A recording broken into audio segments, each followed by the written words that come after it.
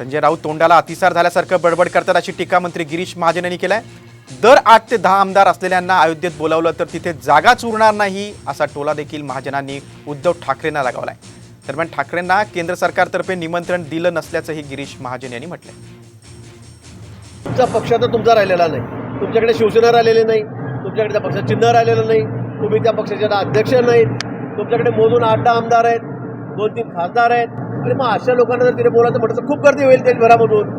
असे 7-8 आमदार असलेले पार्टीच्या अध्यक्षांना अनेक लोक आहेत आणि म्हणून आम्ही म्हणजे केंद्र सरकारने त्यांना बोलवलं नसेल आणि पण ते कुठल्याही गोष्टीचं वाईट वाटून घेतात आणि सकाळपासून आपला वेडावाकडा भोंगळा हा सुरू करतात। महात्मा गांधींना मग कोणी उद्धव ठाकरेंनी घडवलं आहे का? तर संजय राऊतांनी घडवलेलं आहे? मला कळत नाही असं काय वेडावाकडं ते का बोलतात। म्हणजे लोकांना आता त्यांच्या बोलण्याचा इतका कंटाळा आलेला आहे, काही बोलतात। म्हणजे महात्मा गांधींना आम्ही घडवलं, काय बोलावं या माणसाबद्दल? म्हणजे सकाळ झाली की काहीतरी बोलायचंच आहे, व्हर्बल डायरिया झाल्यासारखं आपण काहीतरी बडबडत राहायचं, वेडवाकडं बोलत राहायचं।